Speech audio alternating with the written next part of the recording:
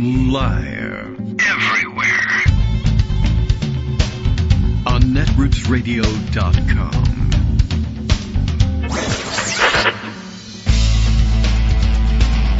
David Waldman. Kagro. In the morning. Now, here's David Waldman. Hey, good morning, everybody. How you doing? It is Tuesday, July 30th, 2024, almost to the end of July. How many days has it got? There's a whole rhyme about that. I think we got one more day of July before we flip over the calendar to August, and everything changes. I'm not sure exactly what, but the end of the summer comes into view. Kids start getting ready. One of our kids starts getting ready to go back to college, and oh my gosh, I'm just not ready to let that happen again. But speaking of the other one, though, I should probably start expanding the production assistant duties here. I have made some coffee today, very late in the game, that is not very good. And it's not the fault of the coffee, it's just bad stuff, period. Instant stuff, just because I had only a few minutes left before the show, and it's not very good, and I obviously am going to need some sort of assistant to make quality coffee, and of course, along the way, I forgot to fill my regular water cup up, so, I'm discombobulated. Whereas I've been getting such excellent service on the back end of the show with the editing and sound engineering and all sorts of innovations every day, some sort of new innovation. These kids today, you give them a software package and they go and try and find out how it works inside and out, whereas I just find out what does it take to get through the day and tell me nothing more, and I don't want to know anything else about it. All right, well, lots going on in the background here today. The weird stuff continues, and people continue to score points by pointing out that Republicans, and in particular the candidates that they're putting up, are in fact quite weird. And it's really it's really getting under their skin. Republicans have been spending a lot of time trying to push back on it and only making things worse for themselves, in my view. But I'm sure they think they're improving their odds somehow by saying things like, well, I don't know, the lunacy that's out there today. Laura Loomer, I don't know. She's crazy to begin with, and she's been long time crazy for the Republican Party, albatross around their neck. And I guess she thought she would improve the odds for Republicans by getting out there in response to all of the accusations that Republicans are weird and saying that I hear, this is, I guess, grabbed from Twitter. Helen Kennedy grabbed this thing from Twitter and brought it over to Blue Sky, thus polluting our timeline. I hear that a black trans doctor... Okay. Yeah, I mean, sure. Why not? Oh, the black trans doctor will be performing an abortion on a white woman, which is horrific because of, oh my gosh, a white woman. This is, all right. Anyway, a black trans doctor will be performing an abortion on a white woman live on stage at the DNC convention in Chicago this August. And I guess whoever Valentina Gomez is. And I'm worried because she tweets under the handle of Valentina for SOS, which I assume means Secretary of State, which is just also horrific, answering her. That's satanic. This is a public human sacrifice. It is a made-up piece of garbage. I'm not certain whether I think Laura Loomer believes it. I'm in another world, I guess I would say, I think that Laura Loomer is indulging in that form of joking in which you make up the most outrageous thing and try and cram as many things into it as possible to make fun of the multi-layered agenda of, I don't know, very often progressive causes. But I don't think Laura Loomer is actually capable of that kind of abstraction. She's a stone-cold moron. And and she's a true believing idiot as well, and I think she might really believe that that's the case. And I have no information about whether or not Valentina Gomez is the kind of person who would fall prey to such a thing as well, but very likely, let's say, because they're weird. Oh, I also saw a very fun adaptation of the weird, the weird accusation, or rather the label. And people have been fighting about this. And by the way, I will announce my intention not to argue or debate with anyone. I'm just not going to spend any time on it, I don't think, arguing and debating over whether or not it's either okay to call them weird, because a lot of people have been, pushing back on it. Thomas Friedman, for whatever reason, in case you were going to listen to Thomas Friedman about anything, certainly other than foreign policy, and even there are a lot of you who have never been willing to listen to Thomas Friedman about that, but I guess he's very worried. There's going to be a backlash. You can't just go around calling people weird and not expect some sort of backlash. And people pointing out, I'm a little sick and tired of the last 4+ years.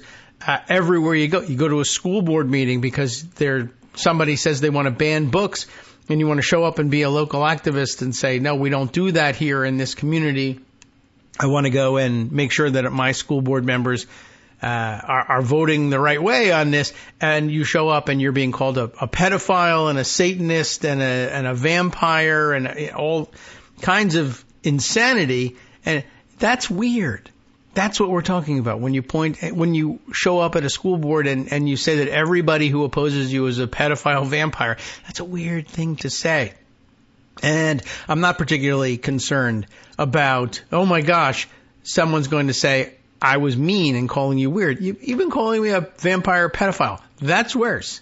And thank God it's so insane sounding that normal people hear the two accusations and say, I'm with the one who says the other person's weird. That's actually true. Anyway, the interesting adaptation I saw was that somebody used I still like just sticking with plain old weird for Donald Trump and for Mike Pence. Mike Pence is kind of weird too. But I forgot that they have a new vice president now, a new vice presidential candidate, J.D. Vance, and he's weird as well. But somebody had said, in referring to the broader Republican, now the Republican mainstream, or at least their candidates, as Overton weirdos, which I really liked. But it's a little bit online. Those of you who have been around for a while know about the Overton window, not weirdo, but the Overton window. A very, it's the framing world, right? That you're pushing constantly at the boundaries of what's considered to be acceptable, and you push, one direction or another. It doesn't really even matter, left or right, but pushing things farther and farther in your direction and being ever more extreme so that the apparent middle appears to be what used to be extreme, in your party or your wing of the party years ago, just because you've numbed people to the insanity. But Overton weirdo, I kind of like that one, but that's, like I said, very online. And I also, like I was saying, I'm going to put my marker out there. I'm not going to be debating over whether or not weirdo is strong enough, for instance, to encompass all of the incredibly horrific, in many cases, things that some of these people have said or done.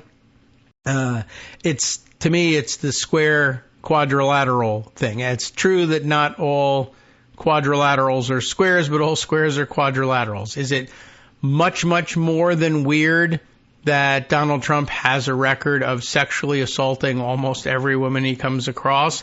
Yes. Is it criminal? Yeah, in many cases it is. And has he done things much worse? Has he violated the Constitution in 100 different ways? Yes. Are those things criminal? Sure. Are they treason? Well, there you might have some problems. But whatever. Is it weird? Yeah, absolutely. It fits in there. Are there stronger words that could and should be used about them? Could, yes. Should, in a court of law, yeah, why not? Under certain circumstances, if you're talking about one specific thing. But yeah, I don't know. I've seen a lot of pushback. Like, I think we should call him creepy instead of weird. Well, you're kind of too late. You missed the bandwagon on that one, and you weren't the pace setter, and weird is what's catching on. But weird is also creepy, and creepy is also weird. It's much more specific.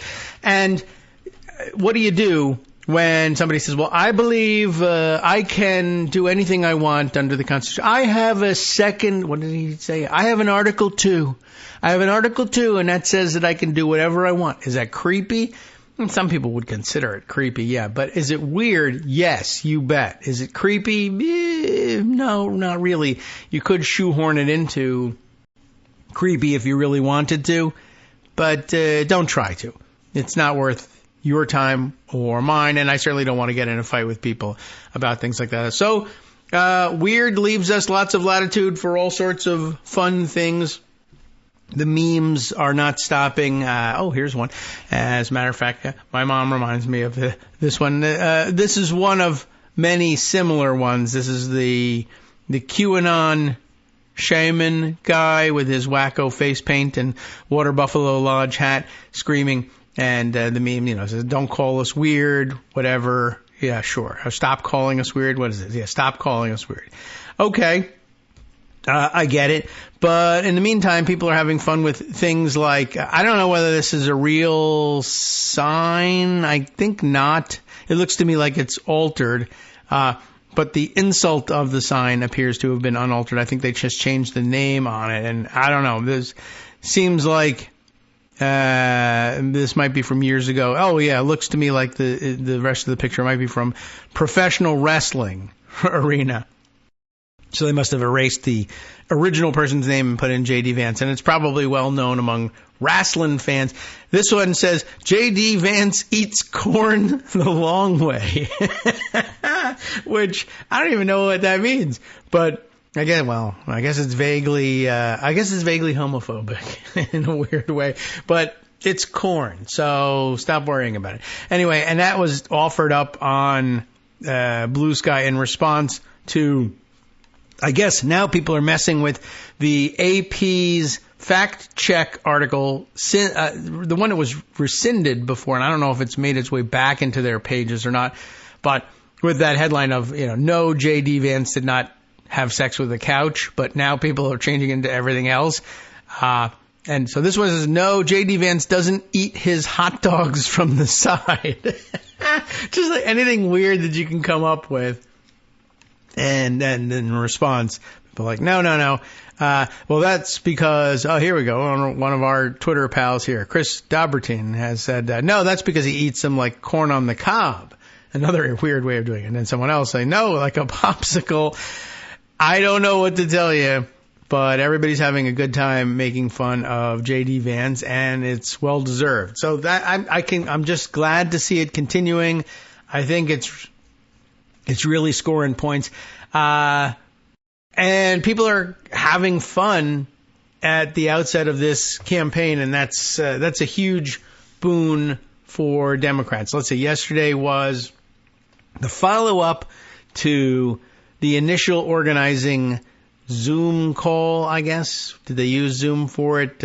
This, too, I'm informed, thanks, Mom, once again, that they kicked things off with a Women for Harris Zoom call that apparently broke Zoom, and they needed to call customer service and have them expand the thing because they had 40,000 plus people joining in this call. Yesterday was the White Dudes for Harris organizing phone call, and by all reports, it was a fun time was had by all the white dudes who showed up for it. I didn't show up for it because I don't show up for anything, for one thing, but the reports pouring out of it via social media looked like it was a good time, and people taking shots at Donald Trump and having a good time about it. A couple of celebrity white dudes came out and put their stamp on things. So people having a good time organizing for the kickoff of the Harris campaign. That can never be bad.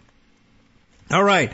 Something I hadn't planned on discussing, but is I guess counts as breaking news in that it has just broken across my screen. Former NRA head Wayne LaPierre, you remember him, banned from the NRA for 10 years. I don't even know how or why, but I guess that's what Politico is for. They're going to tell me this is this function we call, the operation we call news gathering, and they report on it, and I read it for you. Judge Joel Cohen there was a judge involved in it. I don't know why you get a judge involved in banning someone from the NRA, but I guess they banned him, and he sued and had some sort of tort theory. And I guess Judge Joel Cohen says, get the hell out of here. Let's see. Judge Joel Cohen declined to appoint an independent monitor to oversee the gun rights organization. So I've lost track of this beyond the fact that the NRA found themselves suddenly bankrupt and ineffective and basically marginalized in the gun campaigning and gun rhetoric among Republicans. They preferred much more radicalized gun organizations and gun groups that, were much more comfortable saying, yes, we explicitly endorse the murder of your neighbors. Sure. Why not? That's what guns are for. Stop pretending it's for something else. So, the Associated Press tells us that a New York judge, is all happening in New York, on Monday banned Wayne LaPierre, the former head of the National Rifle Association, from holding a paid position with the organization for a decade. There's a lot of money stolen by that guy. But declined to appoint an independent monitor to oversee the gun rights group. The split decision from Judge Joel Cohen came on the final day of arguments in the second stage of a civil trial brought by New York Attorney General Letitia James. How do you like that? I got more gun litigation news in the wings here, too. We can make it thematic. The first phase of the trial, which I missed entirely, I think, decided in February by a Manhattan jury, found LaPierre and another deputy liable for misspending millions of dollars on lavish trips and other personal expenses. I think I missed the trial, but I understood the allegations, and I just stated them as fact. But luckily, I'm backed up by a New York jury since February on that one. Ruling from the bench, Cohen said that state's request for a monitor was not the correct remedy, suggesting the oversight mechanism would be time-consuming, disruptive, and will impose significant costs on the NRA without corresponding benefits. I guess the proper remedy, obviously, pistols at dawn, but this is a civil trial, so. Cohen also said he had concerns about speech-chilling government intrusion on the affairs of the organization. He said the same First Amendment concerns did not apply to whether LaPierre could return to the organization anytime soon. This relief is about the privilege, not the right, the privilege to serve as an officer or director of a New York not-for-profit, he said. The problem, partially being you took this not-for-profit organization and profited wildly off of it. That's probably bad. LaPierre, who sat in the front row as the judge read his ruling, unarmed, did not respond to questions as he left the courtroom. Earlier Monday, LaPierre told the judge that appointing a monitor to oversee the gun rights group's finances would be the equivalent of putting a knife, not a gun, but a knife, straight through the heart of the organization and twisting it. Well, you make it sound tempting, Mr. LaPierre, but I'm just not prepared to go there.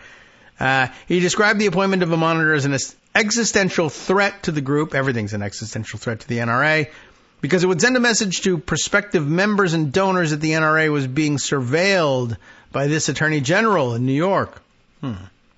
The attorney for the NRA, Sarah Rogers, echoed these concerns.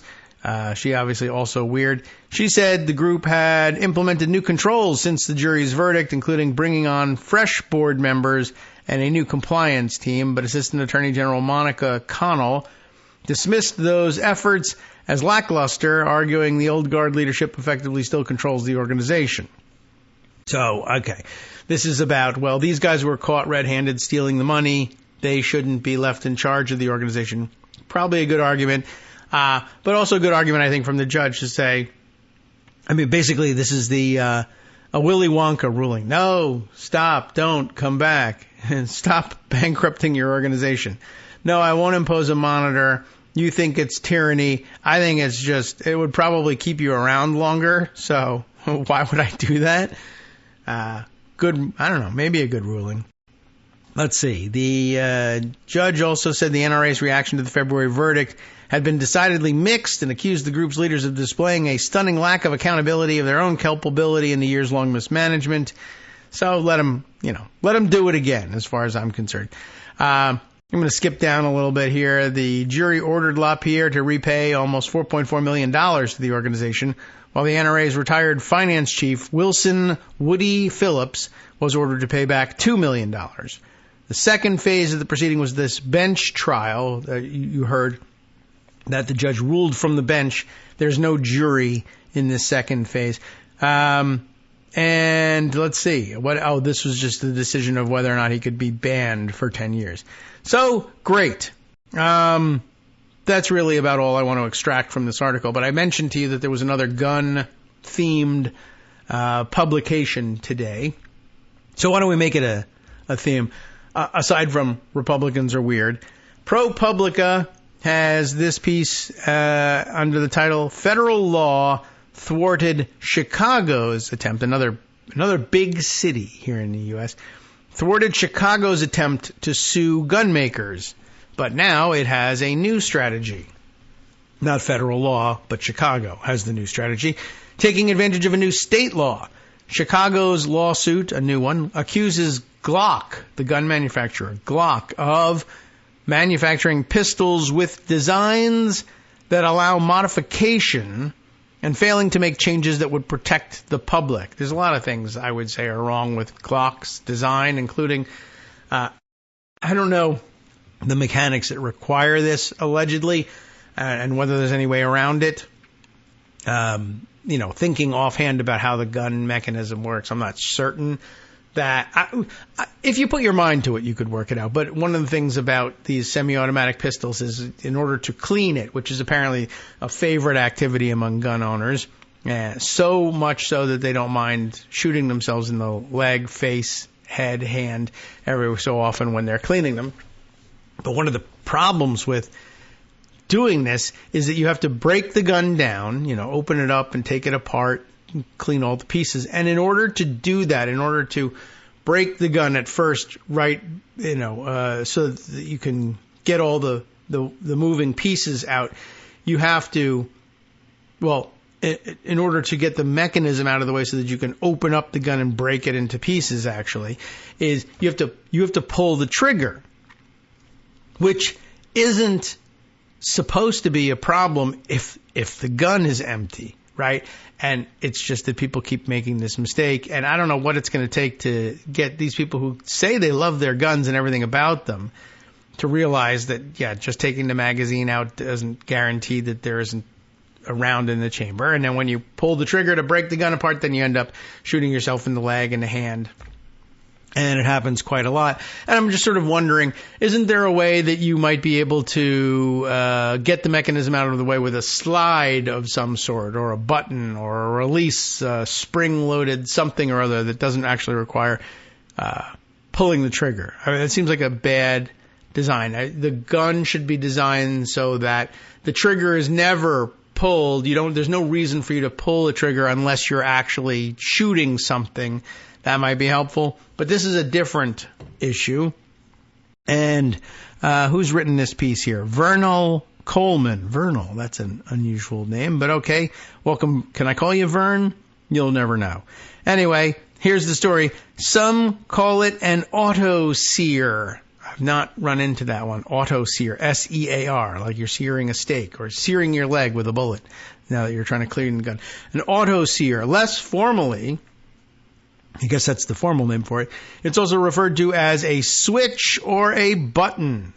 Remember, by the way, folks, these are fantastic nicknames for these little devices made up by people who will yell at you if you incorrectly refer to a magazine as a clip. But what's this device called? I don't know, a switch or a button. Anyway, it's made with metal or plastic, and it's about the size of a thimble. The device can be purchased on the internet or made with a 3D printer for a few bucks. Once installed, and this is the big issue, it transforms a Glock semi-automatic into a small machine gun, allowing a shooter to empty an entire clip in seconds. In other words, it is a handgun version of what gets sold as a bump stock for semi-automatic rifles. But I remind you that, in fact, this is not a design flaw, it's a design feature, but all semi-automatic handguns, guns of all kinds, handguns, rifles, what have you, they can all be bump fired. The same mechanism obtains in a rifle as in a handgun. It is just the plain fact, and to the extent that people want guns that can be turned into machine guns banned, that just means every semi-automatic weapon in America or the world, because they can all be bump fired, and they can be bump fired without any such equipment, by the way. You don't need a button or switch or anything like that on a pistol in order to get it to work that way. I have said 100 times, YouTube is full of videos that will show you how to bump fire a pistol with no additional equipment whatsoever. But adding this equipment, like with the bump stock, it makes it a lot easier, and no special skill, and you don't have to practice anything in order to get it to shoot like that. And you can concentrate a little bit more on your aim. It's extremely hard to aim a pistol when you're bump firing it without equipment, because it's a very awkward way that you would have to hold it. But I guess thankfully you can now hold it securely with one of these buttons, switches, or auto sears. So anyway, as you are reminded here in this piece, and we'll just set it up and come back after the break and read you the meat of it. The city of Chicago is awash in these things, these buttons, switches, auto sears, as it endures yet another violent summer. Desperate for solutions, it has once again turned to the courts. They are supposed to try to protect us, after all. Chicago has sued Glock Incorporated, the international gun maker's United States subsidiary and one of the nation's largest gun makers, last week in state court. We'll tell you about it after the break. Hi, everybody. It's me, David Waldman. Yes, the same guy who interrupts you all the time. Interrupting you one more time just to tell you again, another reminder that your contributions are what keep this show on the air, and Patreon.com, Patreon.com, is still among the easiest ways to make the sustaining subscription donations that keep us afloat. Are you ready for the pep talk about how our Patreon campaign is still going strong and growing? Well, too bad. Yeah, the plain fact is we actually are headed in the wrong direction, and whereas we once had about 175 monthly patrons, we're now actually down below 150. Time to recruit some more. Not exactly the kind of news I wanted to share, but there it is. For those of you in a position to support the show, Patreon.com does make it easy to make those secure, recurring monthly contributions to do so. Patreon.com/KagroX gets you straight to our donation page. We've been through a lot together. The worst of the pandemic, we hope. The worst of the insurrection, we hope. So go ahead and treat yourself. You don't need an excuse. Give yourself the gift of a little something you enjoy in life. Support the show. And of course, if you happen to prefer using PayPal or even the Square Cash app, we're up and running on those options too. So thanks again, everyone, for all your support. We couldn't, or at least shouldn't, do it without you. Hope you'll be on board soon too. Thanks for all your support. All right, welcome back now to the Kagro in the Morning Show here on Netroots Radio. Let's continue on with the ProPublica article. It makes for good news and a slight change of pace. We could talk forever about how weird Trump is and how exciting it has been over the last couple of days, full week or more now, since Kamala Harris has stepped into the role as the presumptive Democratic nominee. Remember, it's just presumptive at this point, and I don't know. Some people would insist on that.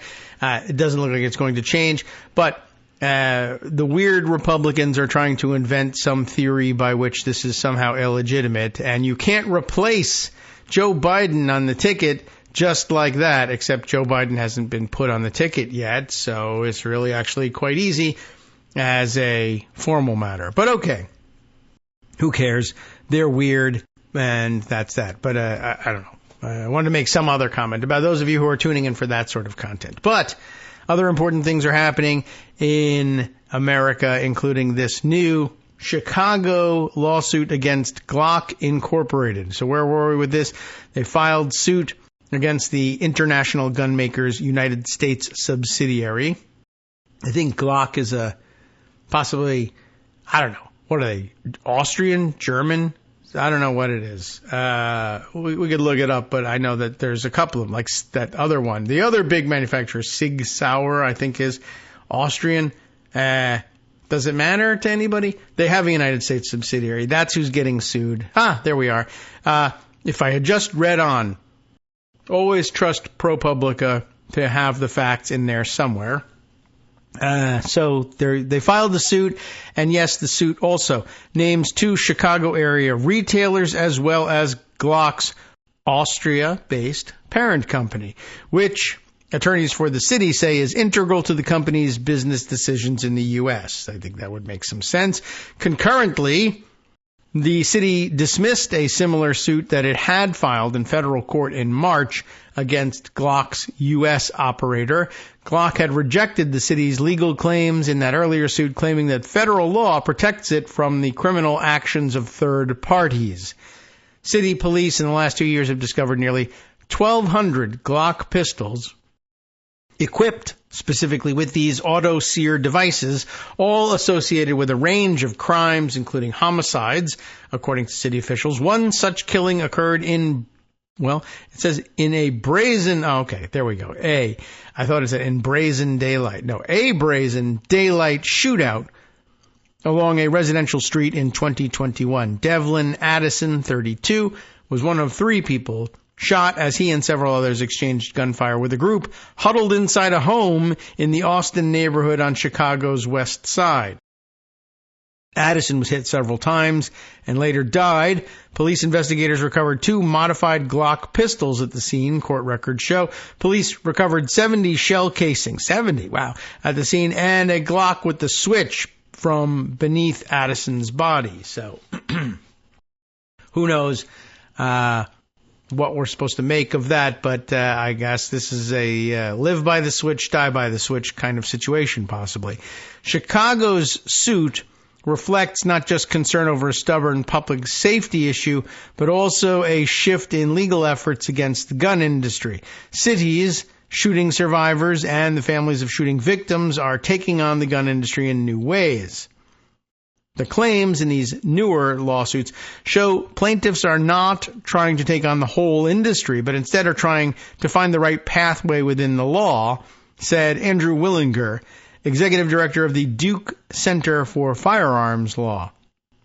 For Chicago, the suit comes against a legal landscape shaped by industry-friendly legislation and after a succession of court failures.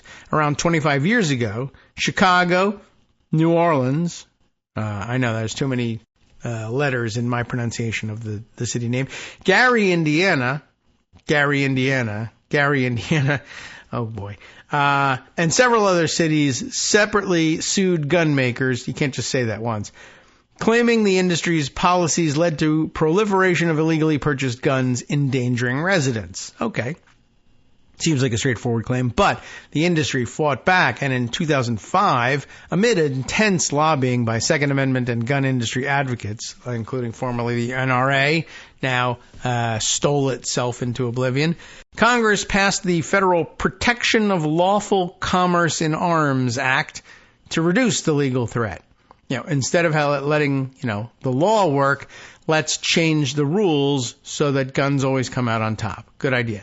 The act effectively preempts civil lawsuits against gun manufacturers over harm caused by third parties using their products. And then eventually we just gave the President of the United States total immunity to everything. It's always immunizing everything. We will speak later on in the show, it being Tuesday, with Joan McCarter. It struck me today as I was thinking about the fact that she was going to be on the show, the presidential immunity ruling that we recently got from the Supreme Court. Just giving me the same feeling as the retroactive immunity activity, not just in the courts, but legislatively, when every time we find out that, oh my gosh, actually, officials and in some cases corporations are engaging in blatantly, criminal and unconstitutional acts, the courts are so uncomfortable holding, respectable people liable for their own criminal activity that they just come up with these weird theories that, what if we just said it isn't illegal? They just hate holding people to account. It's a weird thing. They should maybe get into a new line of work. Anyway, here too, gun manufacturers given immunity from suit in many of these instances. In the decades since, the nation's gun manufacturers have continually used this law, known for short as the PLCAA, Protection of Lawful Commerce in Arms Act, to beat back lawsuits by victims, cities, and even states. Everybody's dead, but they're fine, you see. The industry, it's important that the industry be okay. The individuals out there can be torn apart by gunfire and die, just so long as, we maximize shareholder value or whatever. So, even when the PLCAA failed to stop a lawsuit, and there were many that it did stop, I forgot to mention that in the decade since, the nation's gun manufacturers have continually used the law to beat back the lawsuits, and that nearly 23 lawsuits filed in that wave with Chicago's were upended, some after years of legal wrangling. They were actually already having these fights in courts, and Congress said, to hell with reasoning and law. We're just going to say no to all this. And, they love precluding litigation. Stand your ground laws. Don't even try to prosecute these people who are shooting other people. Don't. There's no point in it. We want people to be able to shoot with impunity. So even when the PLCAA failed to stop a lawsuit, on rare occasions, other obstacles arose. The Illinois Supreme Court dismissed Chicago's lawsuit in 2004, finding that the suit amounted to an attempt to regulate the gun industry. What? No. A matter the court ruled was better left to the state legislature. In 2021, the city filed another lawsuit over gun violence, this one aimed at Westforth Sports, a notorious gun retailer that the city accused of failing to take reasonable action to prevent illegal gun sales. Located in nearby Gary, Indiana, the small gun shop was found to be the source of hundreds of firearms recovered by Chicago police during criminal investigations. Chicago officials argued that negligence by Westforth led to illegal sales of guns intended for criminal use. In May of 2023, a Cook County judge dismissed that lawsuit, citing jurisdictional issues.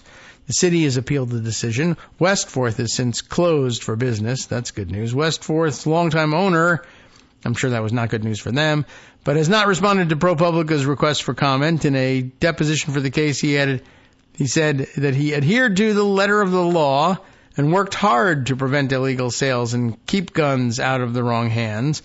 Despite those setbacks, Chicago officials appear confident that their most recent lawsuit will have a different outcome. In part, that's because it's narrower in scope. So what is it? Instead of pursuing remedies against a wide range of companies over multiple allegations, it targets just one manufacturer over specific allegations of negligence and wrongdoing, barred by a new Illinois law in 2023. The state's Firearms Industry Responsibility Act restricts the way that gun dealers and manufacturers can market and sell their products and subjects them to civil penalties for violations. The act makes it easier to hold gun makers accountable for how they design and market firearms, said Steve Kane, an attorney for the city. That's a big difference from where we were back in 2000, he said. Glock pistols are not the only firearms that can be converted to fire automatically, but attorneys for the city allege its design makes installing a particular type of switch easy, increasing its popularity among criminals. Glock did not respond to a request for comment. There's a little enclosed or embedded photo of the part that they're talking about, but it's removed from a weapon, so you don't see exactly where it fits in. But it does say in the caption here, many Glock-style switch devices are equipped with selectors that allow a shooter to toggle between semi-automatic and fully automatic modes. That sounds like a bad idea.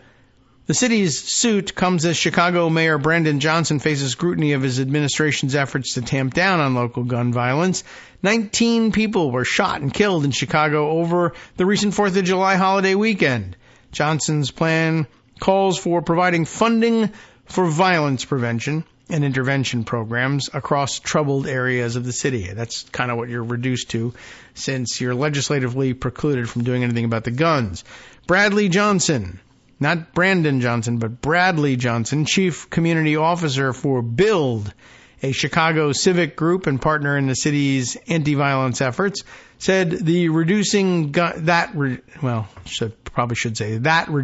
crime requires a broad strategy, including holding gun makers accountable for how their products are misused, he said.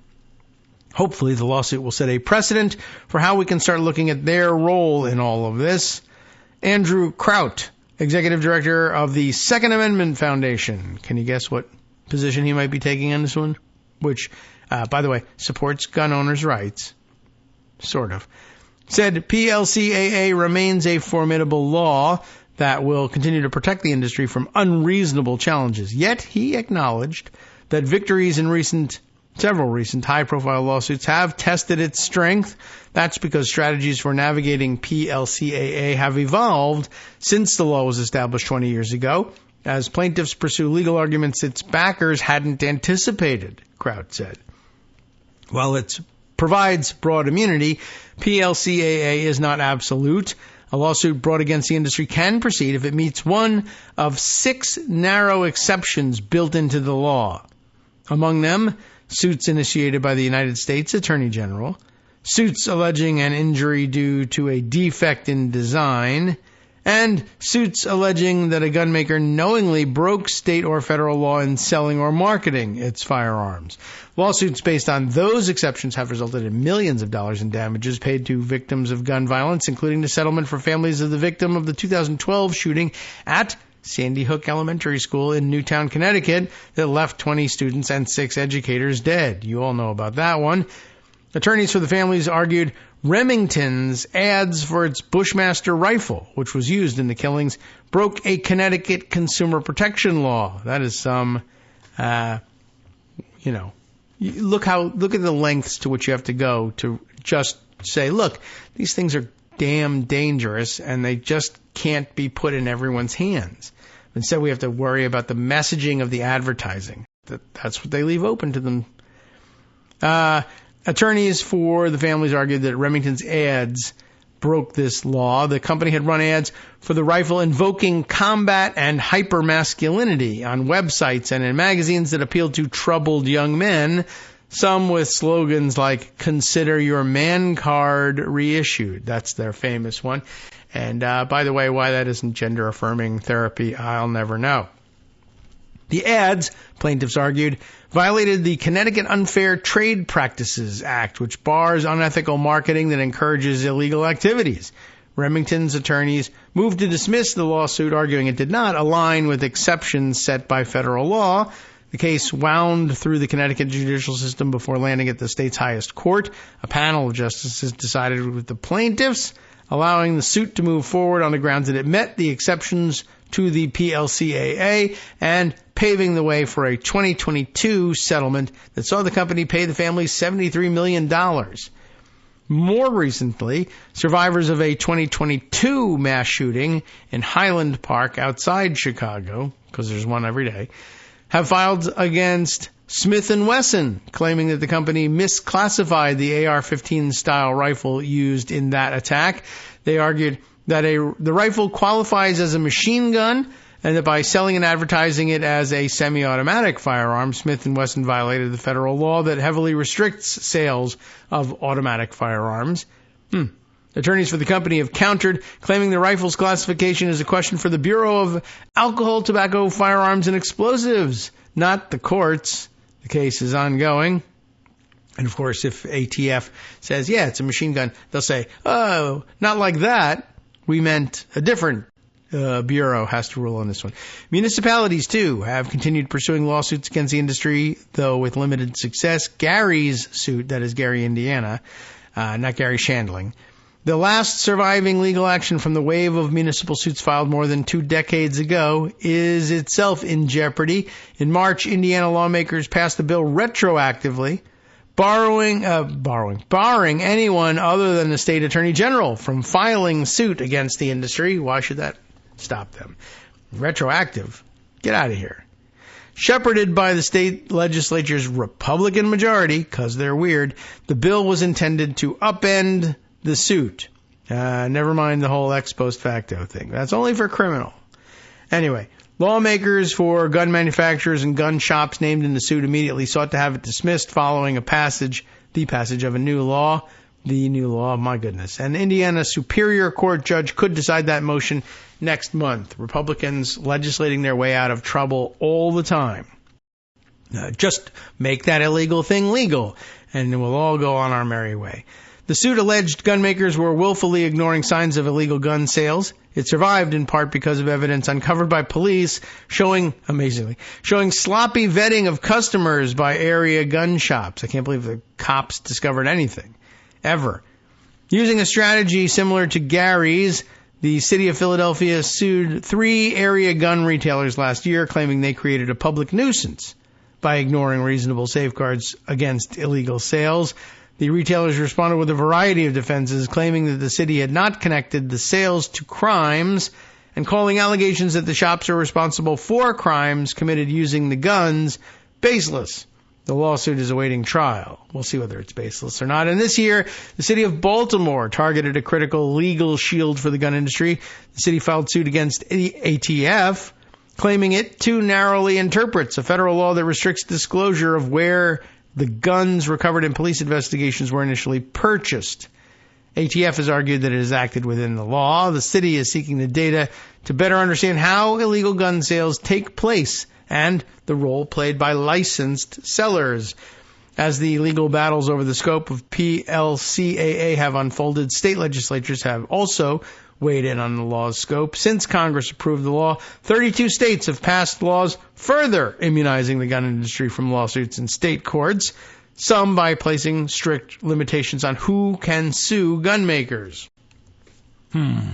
Other states have taken steps to solidify residents' ability to pursue lawsuits against the industry. See if that tracks, red and blue. What do you think? Last year, 7 states established laws affirming residents' rights to sue gun makers. The 2 largest among them were California and Illinois. And Illinois' 2023 law prohibits gun makers and dealers from endangering public health or safety through unlawful or unreasonable business practices. More embedded photos of the gun parts in question here.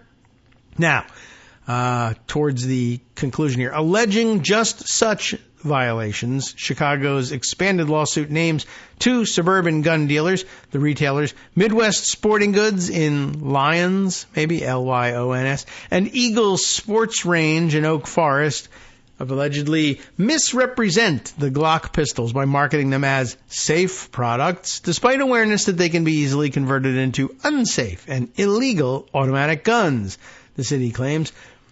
Eagle Sports Range allegedly takes its marketing a step further, offering customers a full auto experience. That's a quote.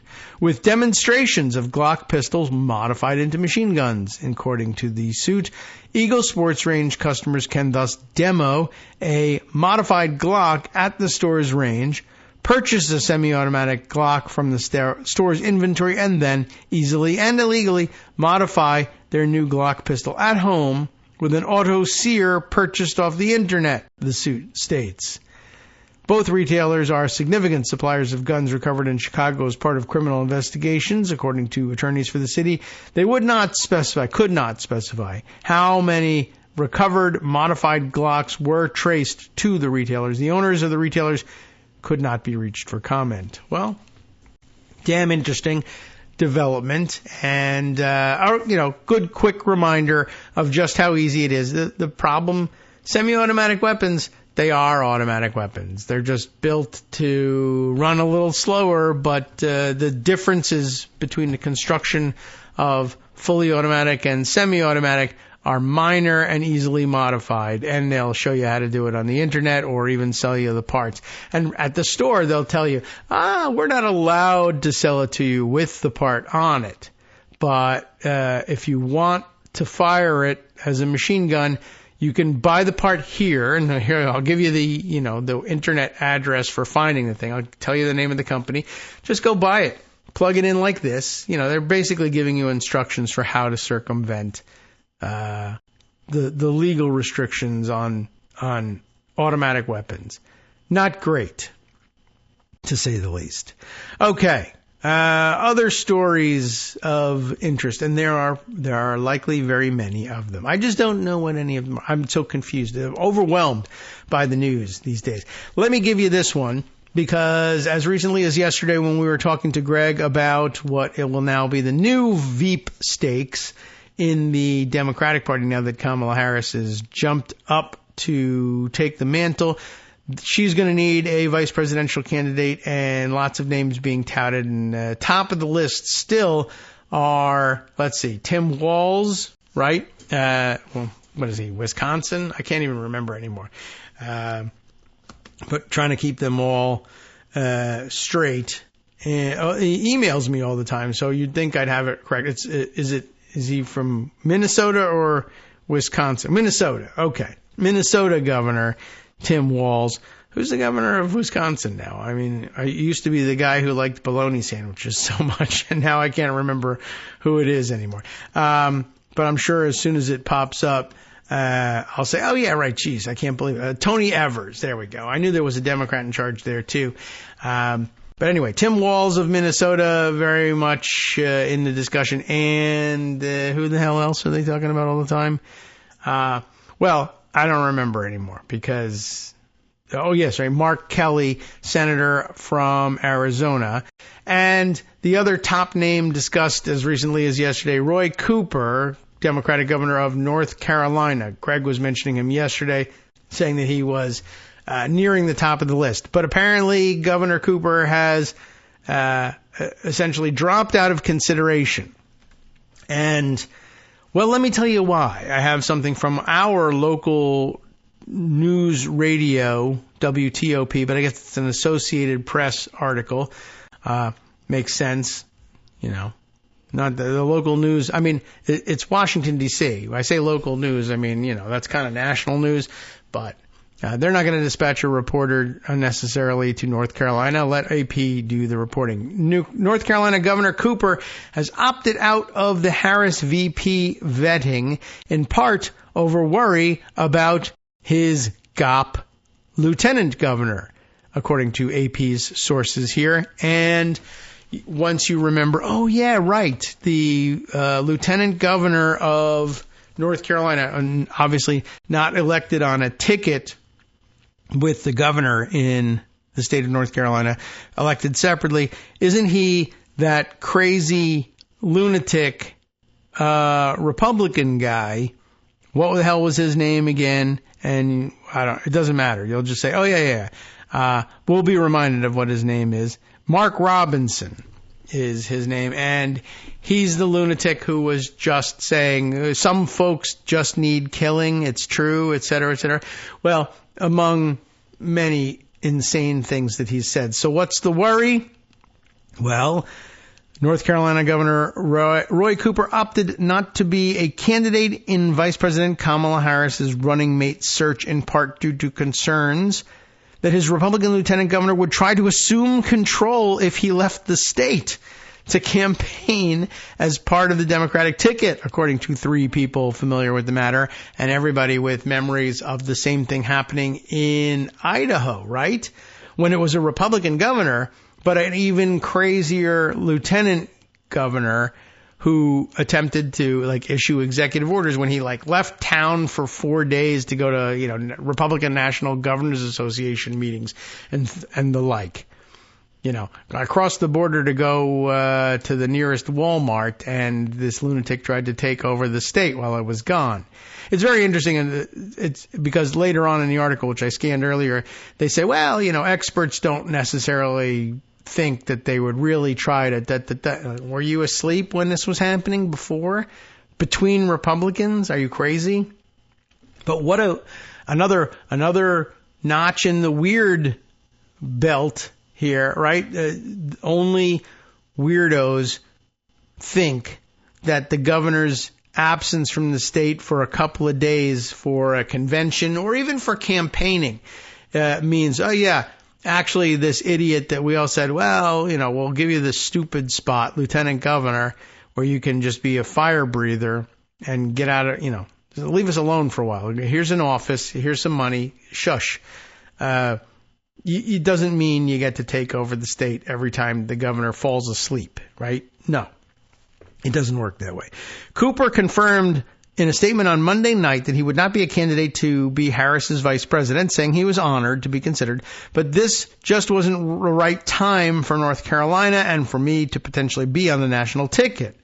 That's very vague, but the governor, 67, by the way, withdrew from contention well before Harris's vetting process began and never submitted the requisite material, according to two of the people.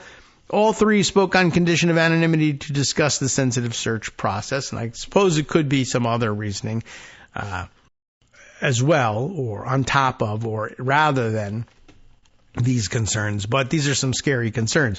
Harris's search is ongoing, and her team of lawyers and political aides are still reviewing information on a narrowing list of potential candidates. Harris's team was initially said to be looking at about a dozen potential contenders, but the field is narrowed. And now Pennsylvania Governor Josh Shapiro, oh yes, right, he too on the list, and Arizona Senator Mark Kelly are seen as among the front runners according to the people. And I guess Walz not on that list, but he may still be in consideration. For whatever reason, he doesn't make this super short list. Cooper, the former chairman of the Democratic Governors Association, has been close to Harris since they were both state attorneys general. His potential selection was seen as a possible asset in shifting North Carolina, the Democrats' only significant opportunity to expand on their 2020 map, it is said here, into Harris's hands. But I would be careful of putting too much stock in that. It's probably the conventional wisdom, but I do think that the Dobbs decision, among other things, and the reaction to it in Republican states where there have been statewide initiatives trying to lock down abortion rights in the wake of it, and seeing them pass overwhelmingly in even very, very red states, has been something as of a surprise, and maybe you can expand the map based on that. But, okay, that's a different discussion to have.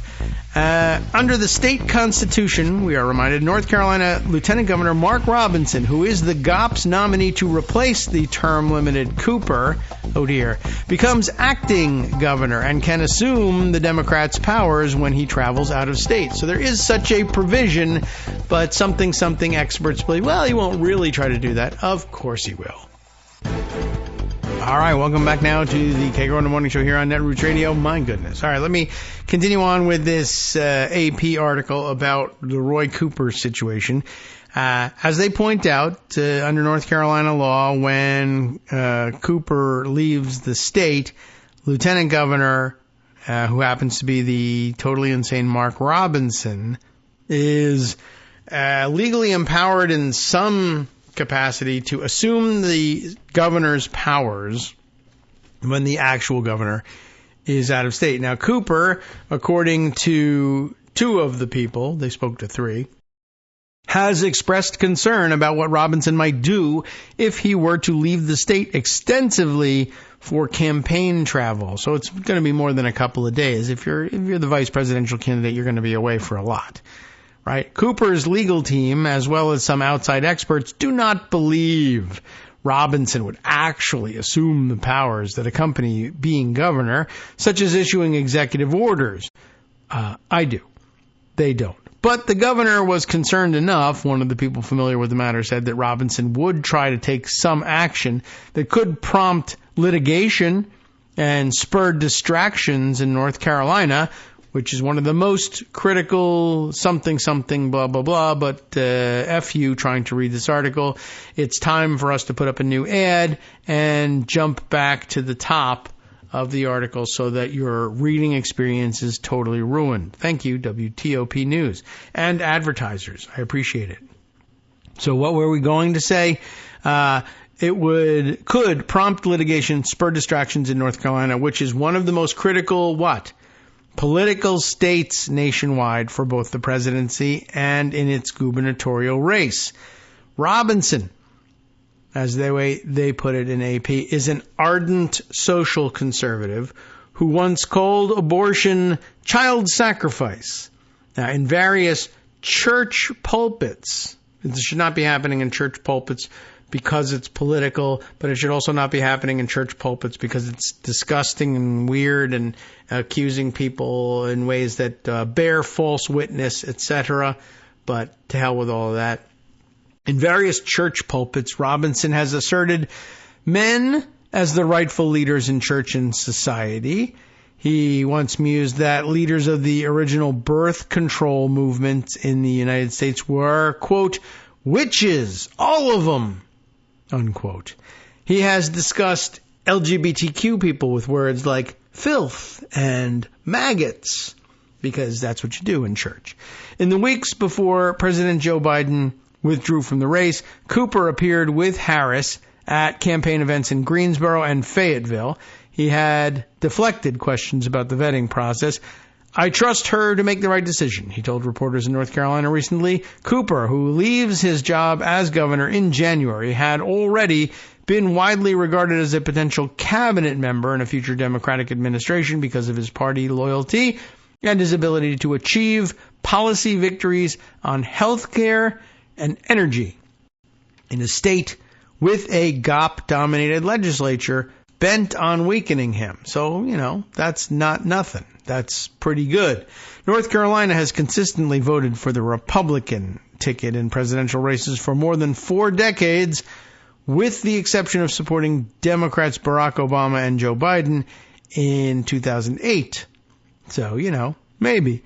Cooper has never lost a race for state office dating back to the 1980s, including 6 statewide general elections since 2000. He has benefited from a booming state economy that has moved from traditional textiles and tobacco to biotech and clean energy, and for which he and GOP lawmakers grudgingly share credit. He also routinely portrays himself as a fighter for public education and abortion rights. Many of his legislative efforts have been thwarted by a General Assembly with veto-proof Republican majorities that rolled back some of his powers before he even took office.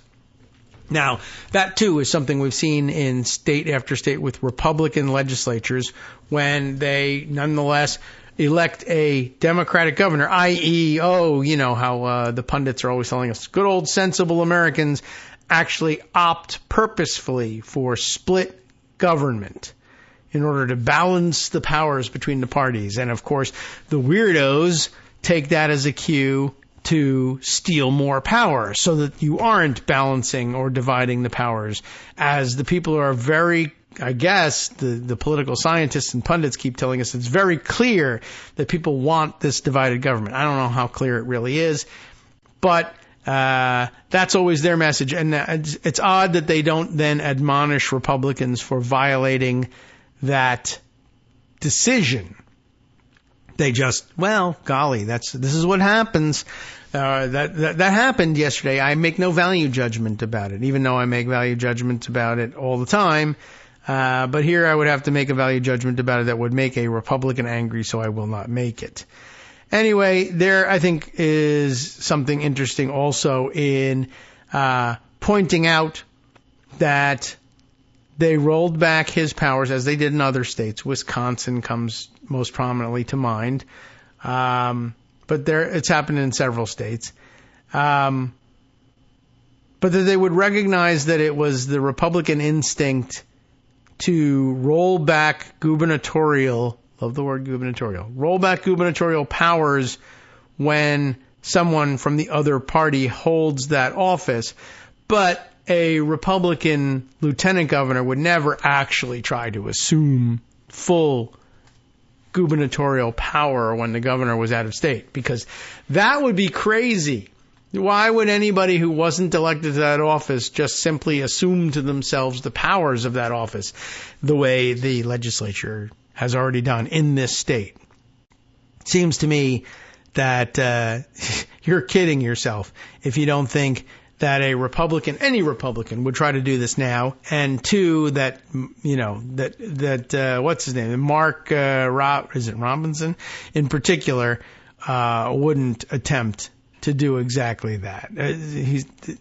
He's just waiting for the opportunity. Anyway, as it turns out, the New York Times first reported that Cooper had withdrawn himself from the process, but did not detail the timing of his decision or his rationale. The Harris campaign has declined to comment, so I don't know when it was that had happened, whether that was before or after Greg told us to keep an eye on Cooper as a possibility. But it may have happened while we were talking about it. And so we missed the news. But this is a very interesting development and something for us to keep in mind. And another media criticism that is perhaps overdue with these guys. The fact that I just don't understand how they convince themselves that any Republican lieutenant governor wouldn't try to do this stuff. Okay. One more thing I will try to squeeze in here that I think is extremely important and hasn't had enough attention yet, and I probably should have put it at the top of the show. It is from Jamie Dupree, whose work we have cited and read in the past. I think he's come up a couple of times as a source among Greg's roundups. The Capitol Hill, longtime Capitol Hill reporter, which Greg, or whom Greg reminds us, whom, is that a correct usage? I think so, identifies himself as the radio guy who lost the ability to speak, but I can still type, and so he offers us the Regular Order Substack, authored, of course, once again by Jamie Dupree. Get this. He actually, did some work. This is really fantastic. You remember when the Republican idiots on Capitol Hill, having assumed the majority, said, we demand, and now that we are in charge, we actually will, release all of the January 6th related security footage so that every hardworking American can drop what they're doing, comb through it, and find all of the gaps in the violence and say, there was no violence going on over here at this particular time, so therefore it's not a coup. Please cull these things. Nobody ever did anything with it. But Jamie Dupree actually said, well, I might as well take a look at it, because it's far more likely you'll find evidence of actual crimes than you will find manipulatable, I don't know, which would it be, evidence that nothing untoward happened here during this insurrection and riot. And I don't know, but there was hundreds, thousands of hours of video put out. This was way back when Kevin McCarthy was Speaker of the House. You remember that he was briefly Speaker of the House? And I don't know, Republicans naturally capitalized on it, not at all, because they just wanted the PR coup of saying they had done it. Well, Jamie Dupree looked at it, and guess what? Surprise, there's crime on it. Video surprise is the title here. Capitol security tapes show fake Gop electors scheme. Now, we already knew about the fake Gop elector scheme. It's not that they're showing that there was one, but instead it shows, I think this video would be sort of the first video evidence of people perpetrating this crime. We know that they did it, and we have some idea, who was involved and who handed off documents to whom. Just, we know the chain of custody of this stuff by their own testimony. But this is the first video evidence of it, I guess. Tapes detail a January 5th effort to get bogus documents to Pence. And speaking as we were yesterday about my mom's assessment of our rerun of the August 20th, 2020 convention show, there was a lot of good predictions made, a lot of prescience in warning people about Marjorie Taylor Greene and others, and the sort of things that were in the offing for coming from Republicans in the future.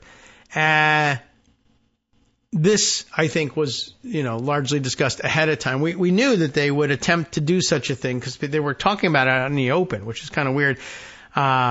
And amazing that people are, even after the fact, are like, they didn't actually try to do that. Yes, they did. Not only is that documented, but they were saying ahead of time, we'll bring fake electoral certificates. We will. That's what we're going to do. And we wondered, well, how do you get them to Pence?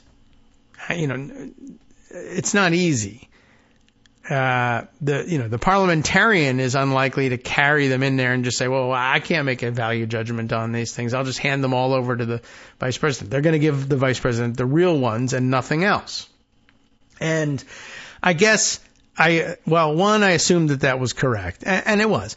And two, everybody else said, well, you're just kind of guessing about that. And maybe the parliamentarian won't do that. But the parliamentarian is a reasonable person. Remember, it's the Senate parliamentarian that we're talking about, and they're appointed by the Democratic majority in the Senate. So they're not a partisan Republican to begin with. Well, anyway, I guess this bears it out, but in, again, a weird way. The January 6th security tapes, Jamie begins, being released by the House Republicans, have produced a surprise video evidence of Donald Trump's fake Gop elector scheme in action on Capitol Hill 1 day before Trump supporters laid siege to the U.S. Capitol. Buried in the thousands of hours of U.S. Capitol security tapes being released by House Republicans is video evidence. I don't think they meant to release this. Video evidence of Donald Trump's campaign, therefore unofficial, campaign trying to get slates of fake Gop electors to Vice President Mike Pence on January 5th, 2021. It was all part of the larger effort to overturn the 2020 election and keep Trump in power. The last-ditch attempt involved attorney Kenneth Chesebro. Remember how he said, well, I was at the Capitol on January 6th, but I didn't go inside. I was hanging out outside, just kind of observing. Well, now we know how narrowly he parsed this. I wasn't at the Capitol on January 6th, but I didn't go in. Well, did you go in on January 5th to deliver the fake electors yourself by hand? I declined to answer that on the grounds that it might incriminate me. I mean, that question was never asked, I don't think, but now it could be, because now we have videotape of him doing just that. All part of the larger effort to overturn the 2020 election and keep him in power. So Chesebro, one of the architects of the fake electors scheme, and G. Michael Brown, the deputy director of Election Day operations for Trump's 2020 campaign. Election Day operations. Election Day, of course, November 7th, was it? Anyway, it was in November of 2020. This is now January of 2021. What's he doing here? He's got a new job, apparently. With fake Gop documents from Michigan and Wisconsin missing in the mail, which is amazing. Why didn't Donald Trump fire the Postmaster General at that point?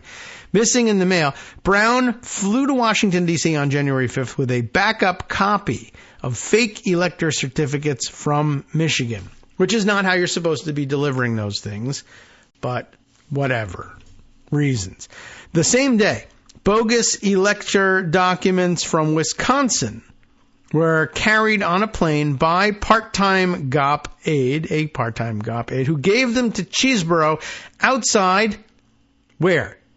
It's not outside the Capitol, but outside another building in Washington, D.C. But just to show how official the acts really were, it was just outside the Trump Hotel. Like, you can't even pick a non-Trump location to do the handoff of this thing. That's crazy.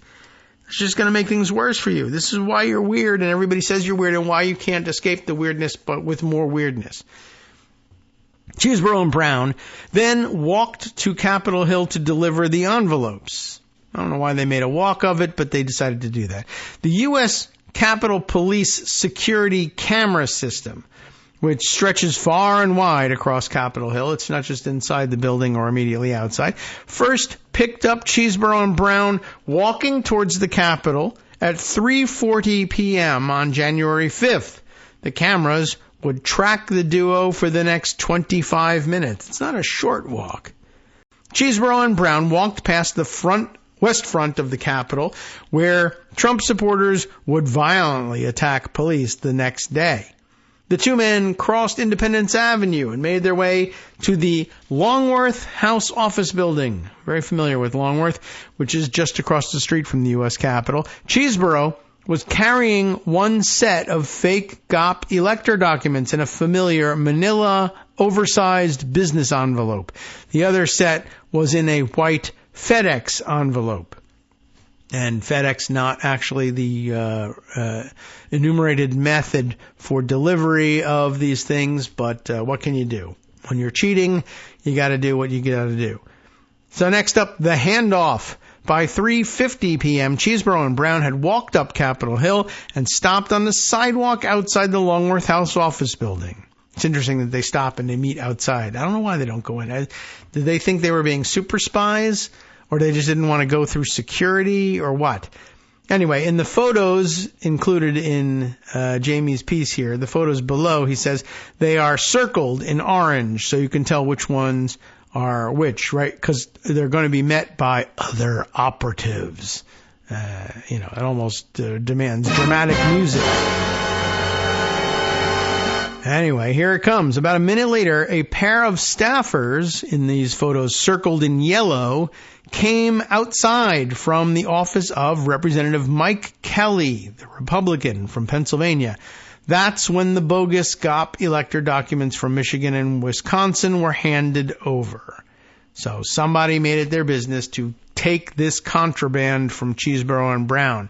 After a short chat, the two aides from Representative Kelly's office, now carrying the envelopes with fake Gop elector documents, and again, can I please emphasize to you, this is forged electoral college votes. Come on. There's like nothing more clearly criminal and treasonous than something like this. All right. Well, anyway, after they get these things, they're now headed back on camera through security at the Longworth building. It was their job to deliver the envelopes to Senate officials. Now remember, this is a House staffer. Deliver it to the Senate. Why? I don't know. I mean, why? I know why it has to go to the Senate. That's where they're supposed to end up. Why not get a senator's staffers to help you with it? For some reason, you couldn't seem to enroll somebody in this. Nobody from Wisconsin or Michigan, from which states these documents purported to be, wanted anything to do with it. Why Pennsylvania? Why a House member? I don't know. But at any rate, it was their job to deliver the envelopes to Senate officials for use at the joint session of Congress on January 6th, the next day, all part of Trump's plan, and an unofficial one at that, to have Vice President Mike Pence overturn the 2020 election results to keep Trump in office. Outside, Brown stopped, apparently, to take a selfie with the U.S. Capitol in the background to mark the moment. Mission accomplished, he wrote in a text. And that is linked to, I don't know, probably a page out of the January 6th committee's documents.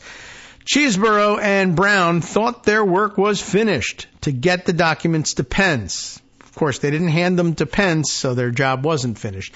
They just assumed everybody else would be able to complete the task and that others would help them with it.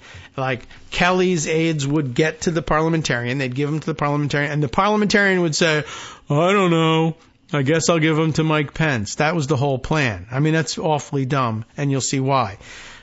But it says the adventure was just beginning.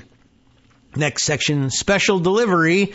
Back inside, the two staffers from the office of Representative Mike Kelly, carrying the two envelopes handed over by Cheeseborough and Brown, took the underground tunnels over to the U.S. Capitol. Their destination was the office of the Senate parliamentarian, which, by the way, was ransacked a day later on January 6th by supporters of Donald Trump.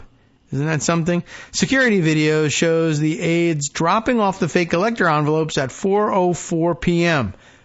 But before they could get far, Senate parliamentarian, the actual parliamentarian, not an aide, not an assistant parliamentarian, the actual Senate parliamentarian, Elizabeth McDonough, I guess is seen on the screen, although her photo isn't shown here, is it? Not that I can see. These are not the stills that Jamie selected for publication. But Elizabeth McDonough herself ran around the corner to catch the two men. After a short discussion in the hallway, the Kelly aides returned to her office and took back the fake elector documents. A source familiar with the matter says that the parliamentarian's office refused to accept the envelopes. Security videos show the men leaving at 4:07 p.m. Now, there's more to this story, and this goes just as it should, but I just need to emphasize here. Essentially, the Senate parliamentarian catches these idiots red-handed trying to plant forged electoral college votes with the office of the Senate parliamentarian and says, no, we won't accept this. I don't know what she actually says to them, but it's essentially, this is criminal, this is contraband, these are forged, get this effing S out of my office, you take this crap right back with you and get the hell out of here.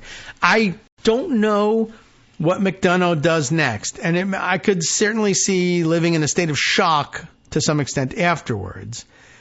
But does McDonough not call the Capitol Police or the FBI at this stage and say, two idiots from Mike Kelly's office, a congressman for God's sake, have just showed up in my office with forged electoral college voting certificates to try to change the outcome of the presidential election. I need these guys detained and questioned immediately. What the effing F is going on here? I don't know whether she does this. I don't know whether she's stunned. I will say this.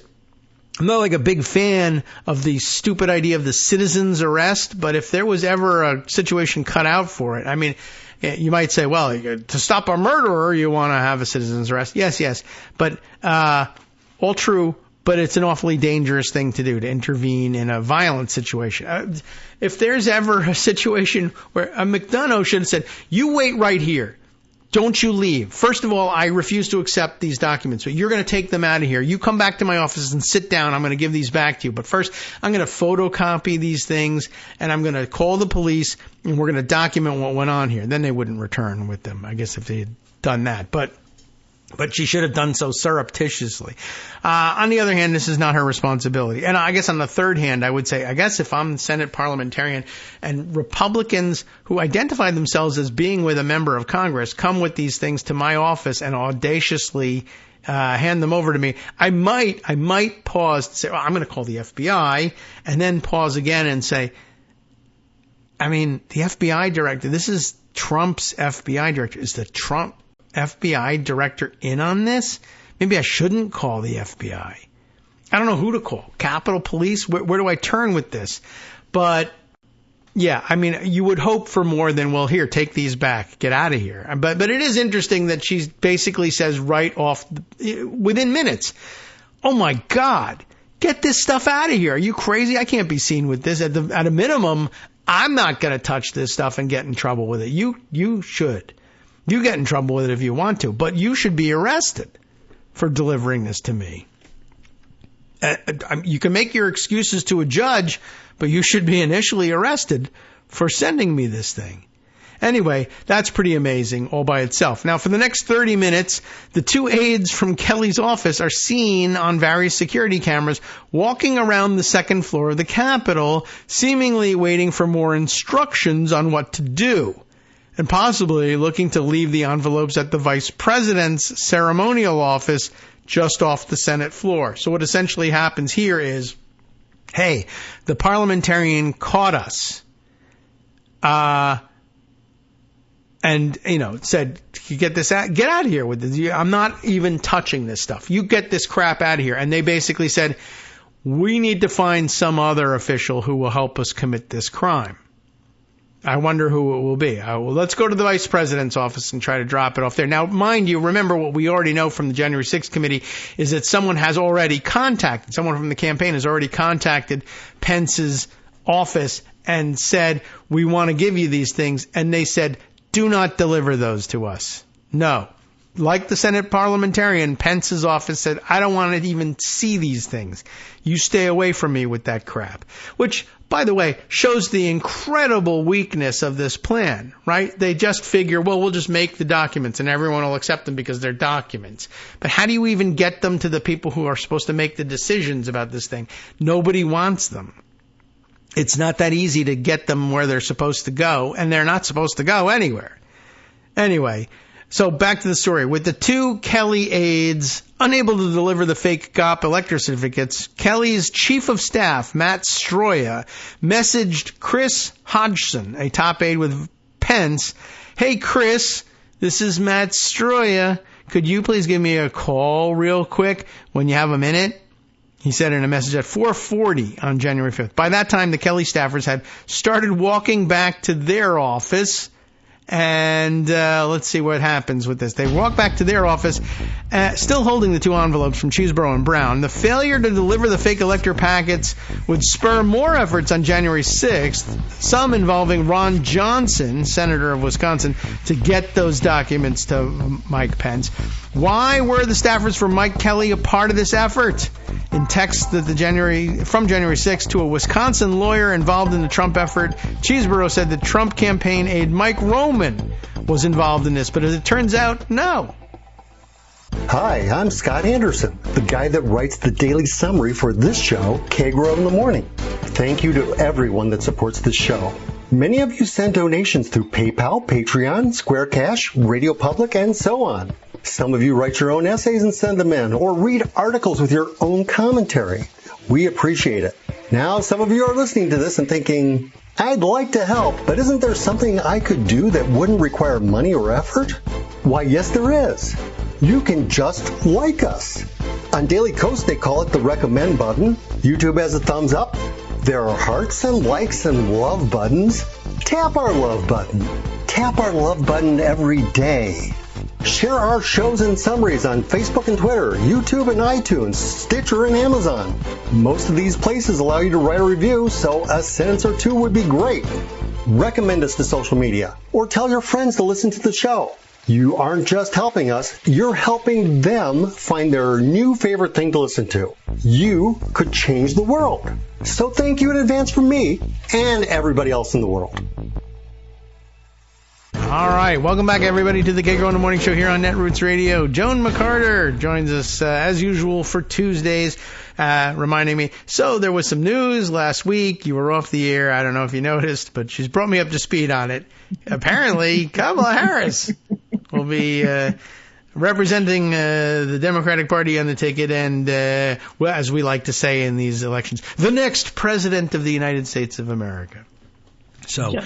We're all very hopeful for that, but so we missed the opportunity to do that. By now, you will have heard that Joan is also very pleased with developments. And, I mean, this is... I'm not pleased with how it went down. Oh, okay, let's talk about that. I'm pleased that we can, move forward.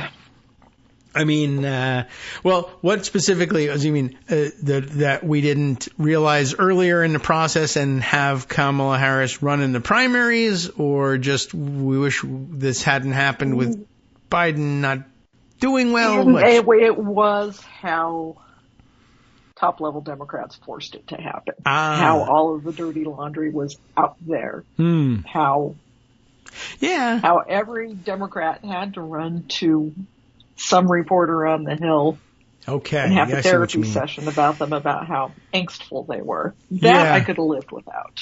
Yes. It was shabby. I can agree with that. It's not entirely impossible that they could have arranged this in some cleaner way. But I don't know how it would be, but that's how... they're Democrats. Yeah. Of course they're going to, right, blab all of the family business. But that makes it all the more remarkable that yesterday or last week's news ended up being most of America saying, hooray, this is terrific. And yes. All right, wow. Yeah, there's some real credit. The outcome is terrific. The outcome is very exciting, and it is energizing. I will not fight that idea. Yeah. That's true. It is amazing. It could have been a lot dirtier and less helpful in the end. Like, people could have focused on that as opposed to the outcome, which is, I don't know. I mean, it's a weird lesson. I mean, it might be that it turns out that the Democratic insiders who did all that stuff and forced all that stuff, they could have told us in private conversation, look, in the end, people aren't going to pay attention to the process by which this happens. Oh, yeah, that's interesting, because I can never get you to vote for, filibuster reform or Supreme Court reform, because you'll say, people will say that it was unfair. No, people don't pay attention to the process by which it happens. They pay attention to the outcome. Oh, well, now you know that, and you used it against us, and guess what? We'll remind you of it later, and they'll say, I don't know what you're talking about. So that's interesting. There's some good nuance from last week that we could have talked about on the air. But it's all done now. Right? Yeah. I just, it will be exciting, I think, to have Harris be able to run on Biden's record. Yeah. Which is pretty damn impressive. Mm-hmm. He's got a lot done. Yeah. It's been super productive in the face of divided control of the Congress and the most insane Republican Party ever. So come on. Yeah, that's true. And I think, too, that the weird label on the Republican Party is probably a little bit more effective with the public. Yeah.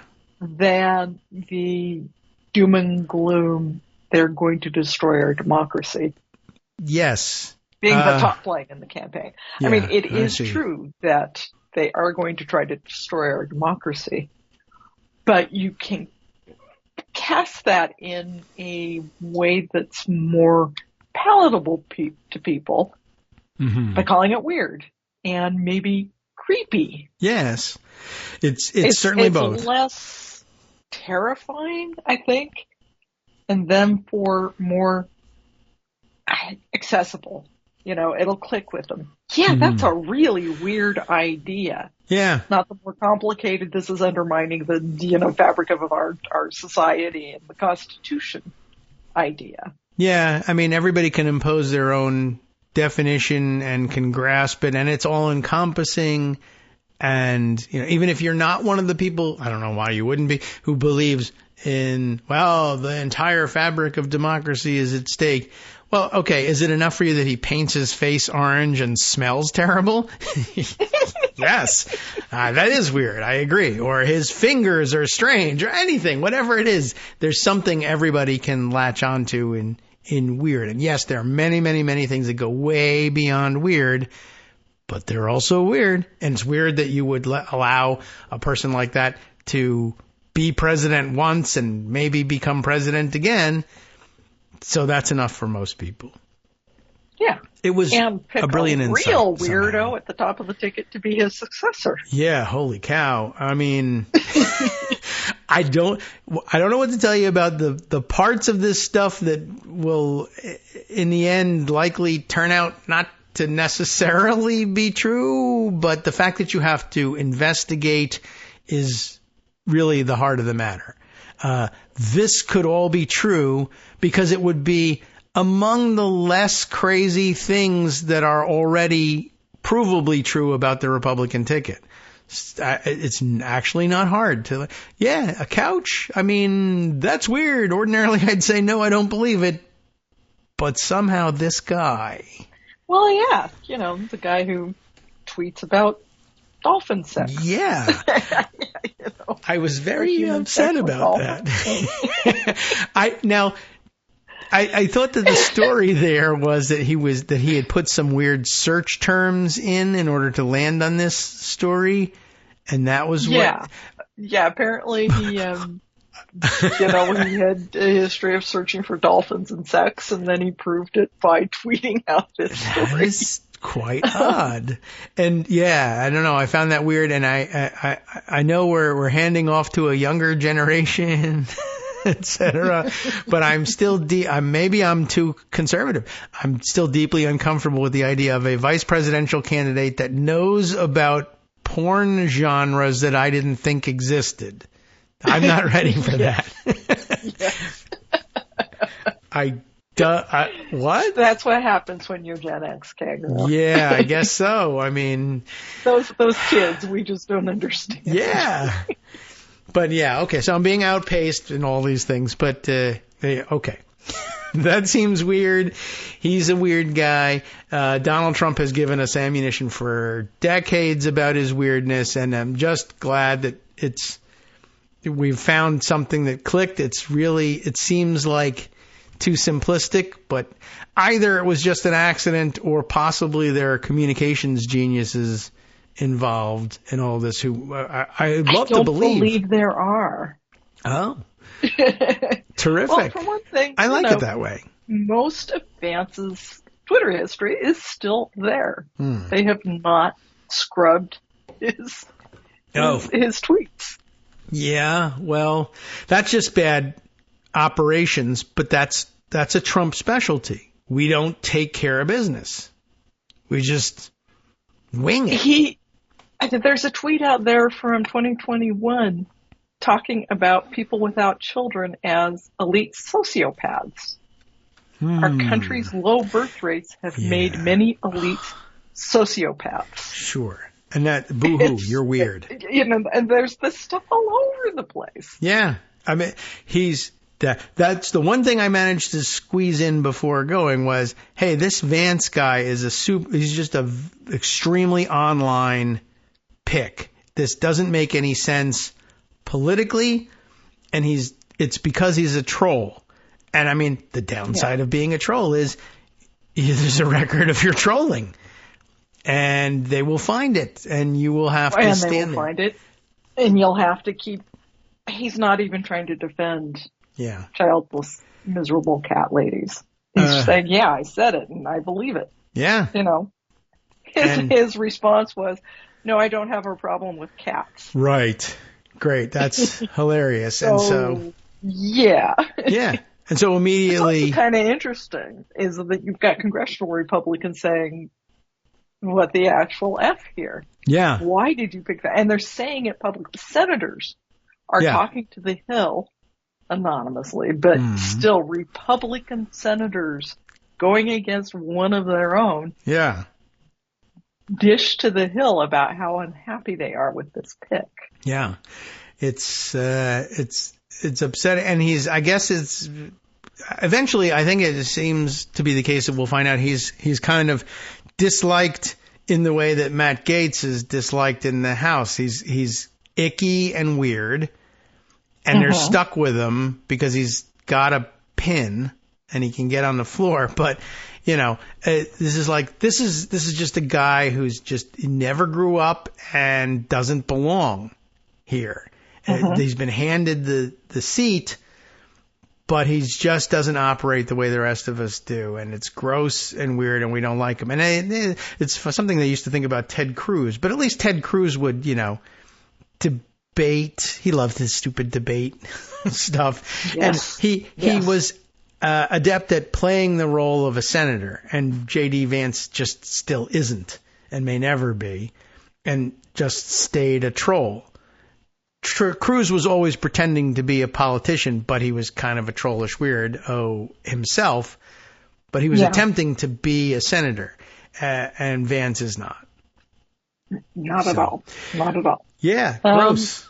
Even Rand Paul actually every now and then does something kind of productive. Yeah, he understands procedure, and he'll try and intervene in ways that will, in international affairs of some great import.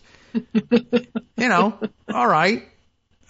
Whereas, J.D. Vance's version of intervening in international affairs is let Russia have Ukraine.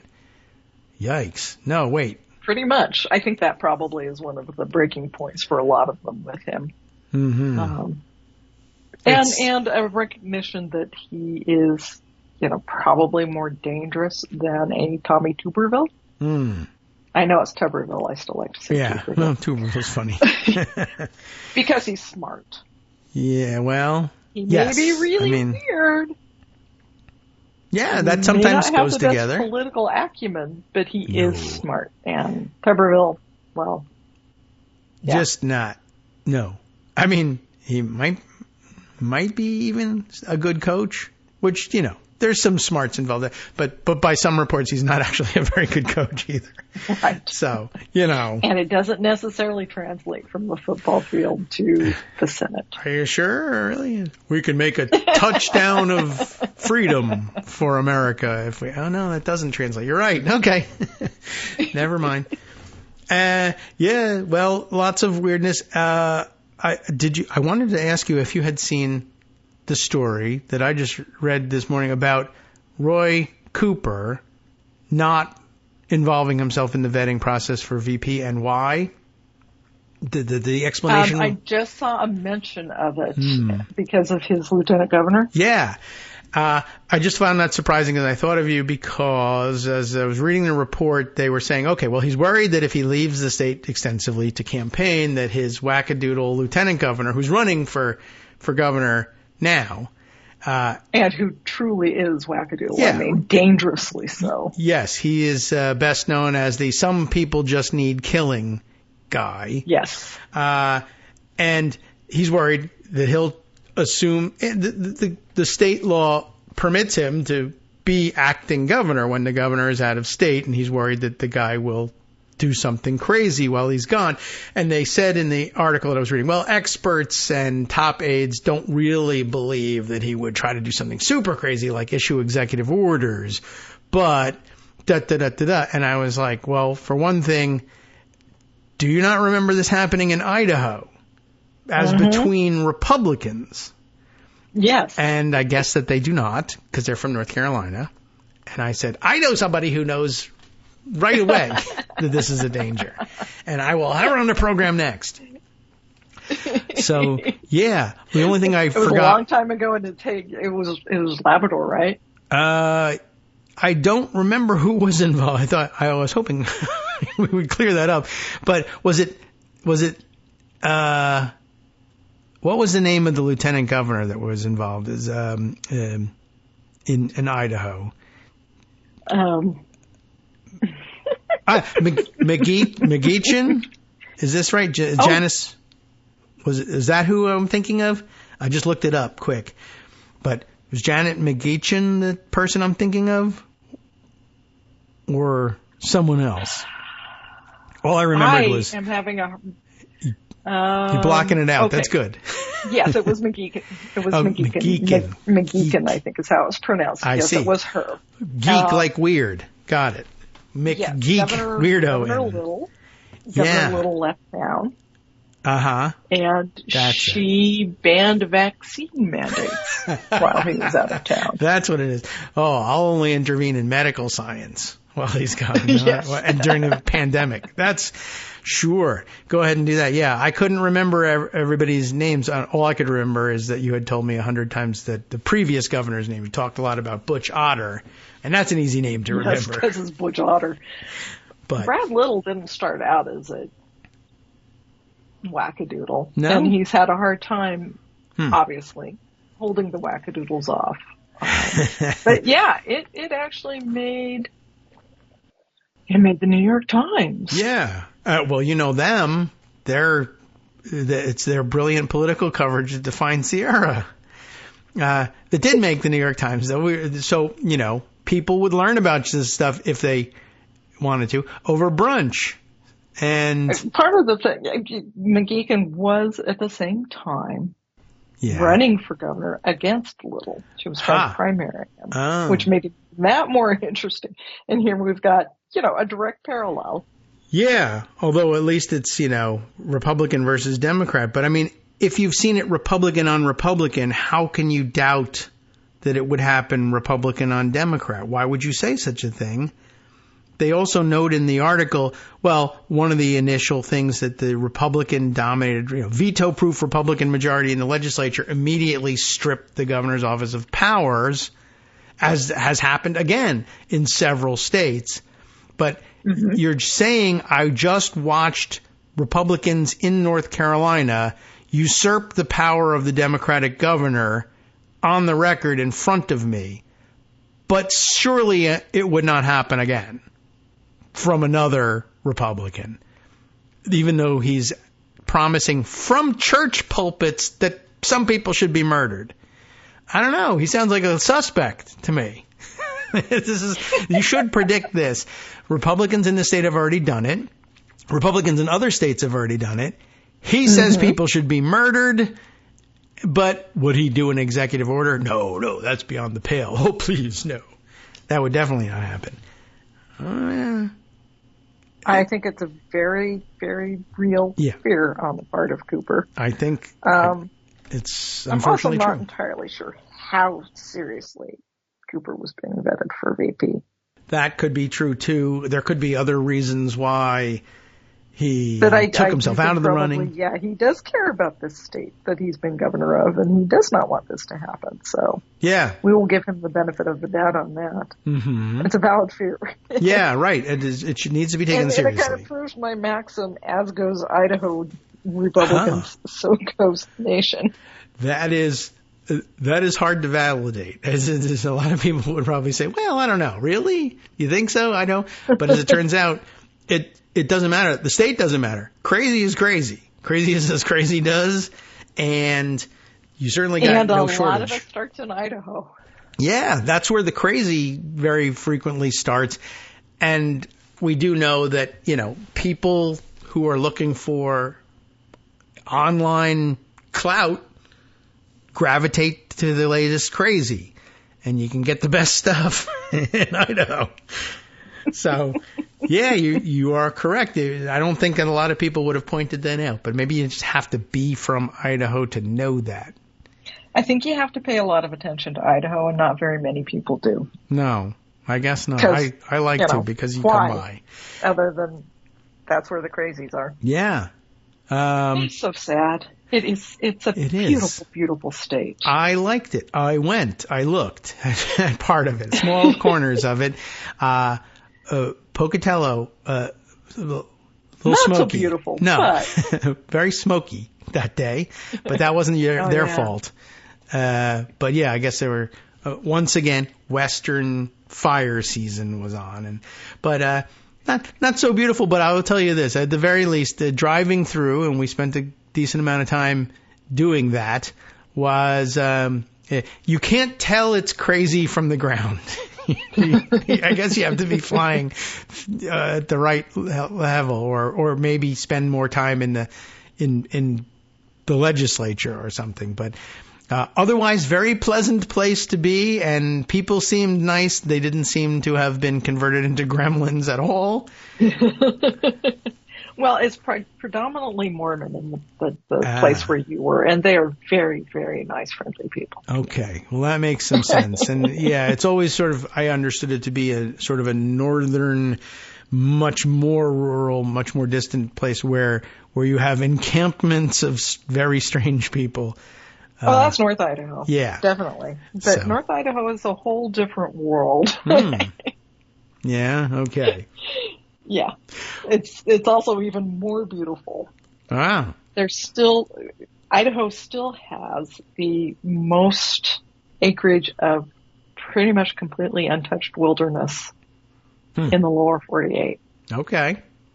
Well, maybe we should have been looking for our animal life there.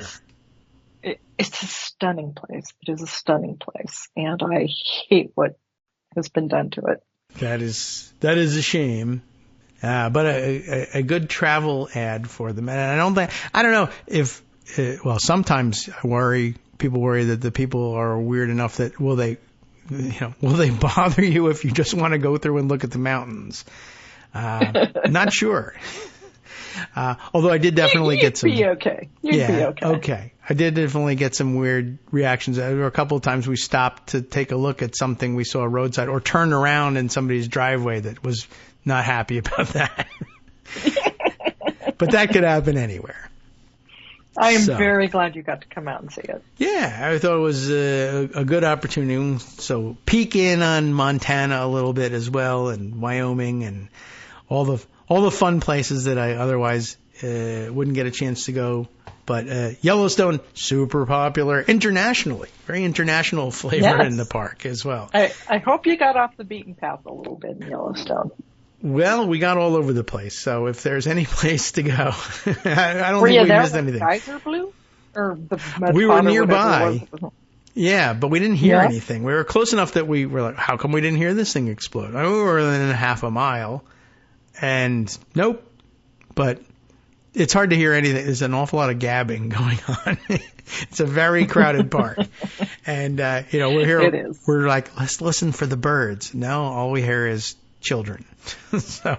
Yeah, you really got to hike off of the regular paths and go deeper in. And then you need bear spray, apparently. So. Oh, and it's such. I love it there. I love it there. September. Next trip. Go in September. I will. It was a little super hot, this particular trip. So it was a little rough, but... so anyway, travelogue of the Mountain West. We can move on to something else if you like. Yes, sure, certainly. Of course. I imagine this is not what is top of mind for you.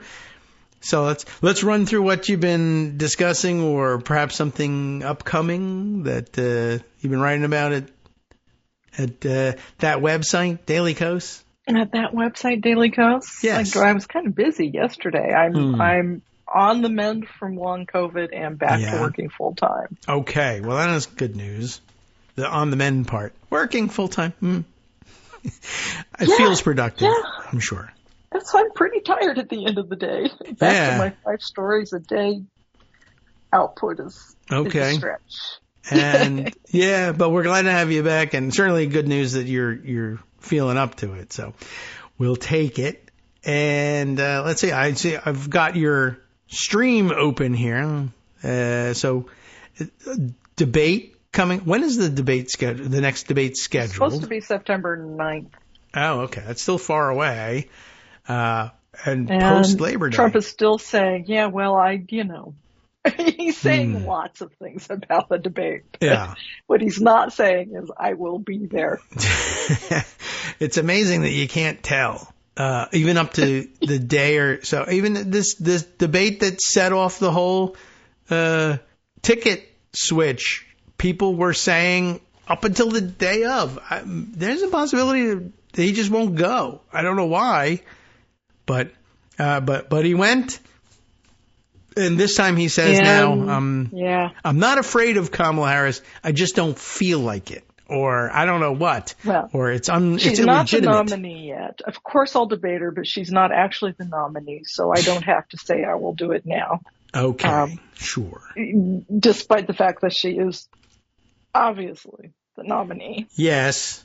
And, I don't know. That's just a more technicality thing. Like the way he says, I won't, when you ask me, will I accept the outcome of the election?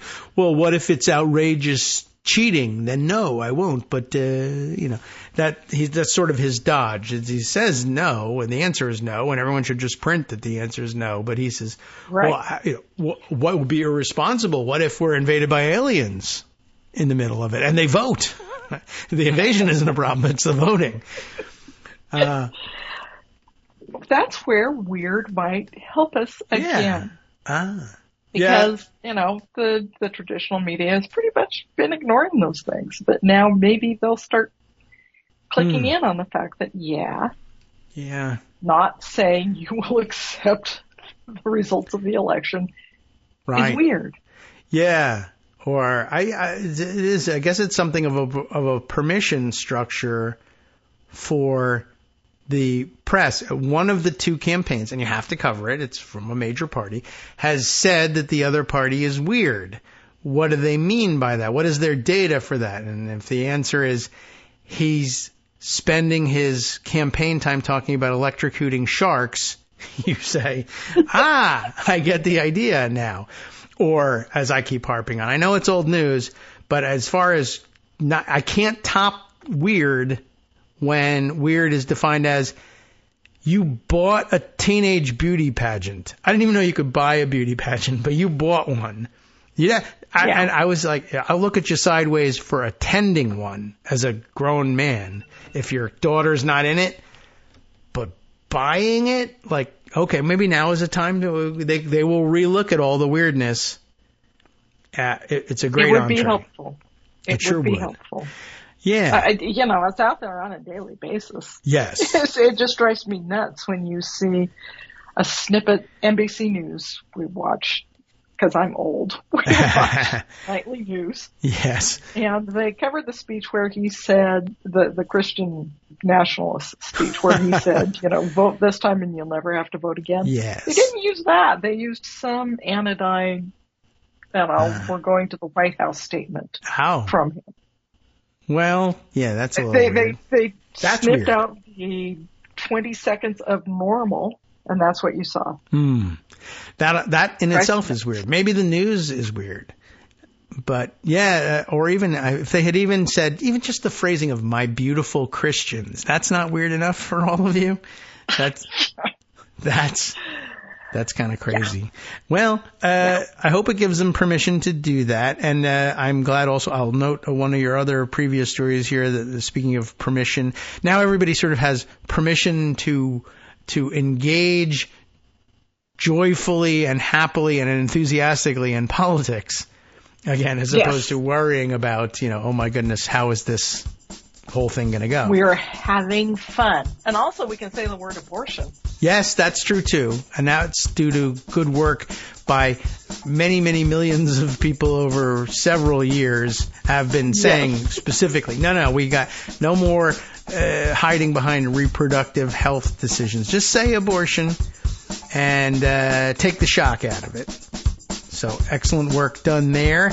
The joy coming back, the many Zoom calls in which people are participating. The dude! Yeah, right. Incredible. Big Lebowski showed up for the white dudes. The dude was there. Right. The biggest. How cool is that? That's just some good engineering, really. It's fantastic. Yeah.